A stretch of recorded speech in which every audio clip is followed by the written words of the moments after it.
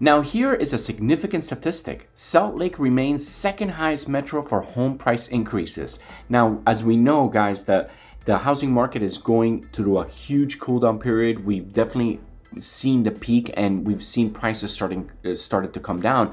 But in places like Utah, the opposite is happening. Prices are actually going up. Now, why is this happening here? Now, look, let's jump over to the Redfin weekly housing market data, and we could see that in Provo area, which is right next to Salt Lake, we are seeing prices basically, they did hit a peak, but in the last month, basically they went flatline. And this is very, very interesting.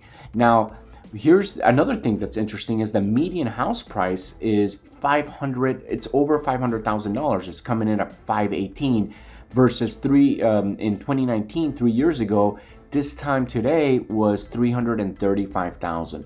So you gotta wonder what the hell's really going on here? Who is buying these houses, and why are people deciding to buy at the top of the market? We've been talking a lot about inflation, how inflation is going to affect the market. And because, the feds are basically freaking out big time because they're starting to raise the rates to bring down inflation. And it has really slowed down the housing market. Now we know that, the feds have been raising the rates to combat inflation, and it has basically slowed down the housing market drastically. I mean, crazy, right? Basically put the brakes on it because people have now realized that we're at a peak, at a bubble, and they do not want to buy at this levels. But the problem is that we still are battling inflation, and a lot of people with money, believe it or not, want to put their money in real estate, especially if they're thinking there's going to be a stock market crash. Remember, people that have $500 million in the bank, right, or even more, they need to make sure that their money is in a secure investment. Now, when you go to a bank, right, they only basically guarantee up to $250,000 if all hell breaks loose. But, people with a lot of money in the tens of millions of dollars, well, they got to figure out other ways to move their money. So buying real estate for them is a great, great way to invest. But picking the right market is also, very important. So when we look at what's happening with certain prices, in certain areas coming down, where do we see the biggest drops? In places like San Jose, right here. Let's jump back to the article. If we jump down and we see, San Jose, California is definitely at the lowest, growth there, but at the same time, San Jose houses are literally like $2 million, right? It's where Silicon Valley is, and it's a very, very expensive area. So there's definitely places where prices have gone up like crazy, are seeing some of the biggest drops. But then you look at Florida, still fairly desirable, going into, from June to July. People have made the prices go up. Look at Providence, Rhode Island, Deltona, Florida right here, Cape Coral, Florida. These are in this areas right here, which prices are going up. So you just got to wonder, what are people thinking? Who are the people buying these homes? Now, I can tell you that on the west coast of Florida, especially down here, there's not a lot of businesses. So you got to wonder, where are people affording? Are these people moving from somewhere else to much nicer weather? You make a lot of money in New York or, California. It is nice to be able to buy a house relatively cheap, close to the beach in Florida, right? And I think that's what a lot of people do. Now, in general, when I'm starting to look at the housing market and what's happening, and I see the indicators, I see that there's an issue where prices are still semi-high. There's, the rates are not that catastrophically high. They're like average rates. Remember, a lot of people are comparing it to last year, but last year was crazy or the beginning of this year, because the rates have never been that low, right? The rates have always been higher. And I know to a lot of people, they're like, oh, it sucks. But the problem is that sometimes,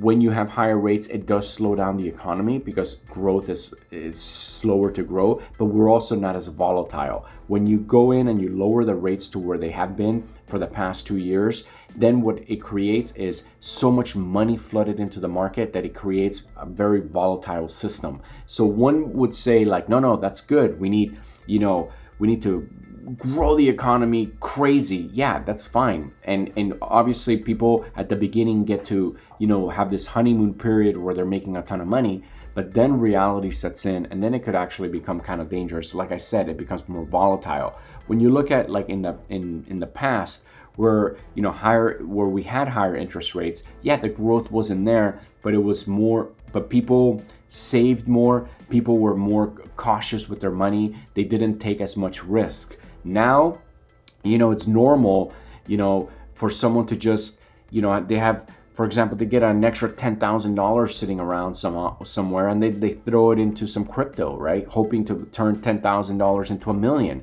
That's very, very reckless, because it just goes to show how we have totally changed, and a lot of us are struggling. That's why we need to get inflation down, and we need to get back to normal growth, right? And I think it's going to happen. But then we start seeing these scenarios where houses, the bubble is not popping, right? And you got to wonder what is going on. And like I said, I think what's essentially going to happen is, if we start reporting bad earnings during the holiday season, remember, a lot of companies make most of their money during the holiday season, we could see some drastic changes come January, February. But everything is kind of crazy. And, the United States as a whole, it's got a bunch of different types of markets, and they all kind of work together, but at the same time, they're very different. The gel that keeps everything together is definitely the interest rates, because they're across the entire nation. But, you cannot compare Salt Lake City to San Francisco, totally different markets, or to, New York, Florida, Texas, and California, all very different. And you got to look at them in that way, right? We are a very diverse country. We have basically two oceans that we touch, the Atlantic Ocean and the Pacific Ocean. It's kind of a big deal. And we have a lot of land, and we have a lot of big cities. So things are going to be very interesting to see how they develop. We're starting to see a lot of cracks in the market, and it's sort of scary, but it is going to be a learning experience. And for people trying to get into the market, to buy their first house, we might have an available opportunity very, very soon. So I'm going to go ahead and finish this video. But before I do, I just want to say a big thank you to everybody who's been watching my videos, leaving comments, and liking them. It really does mean a lot to me. And I just want to say thank you guys so, so much. If this is the first time listening to my video, watching my video, please don't forget to smash that subscribe button and go ahead and like and leave a comment. Again, thank you guys so much for watching. I love you guys, and I'll see you on the next video.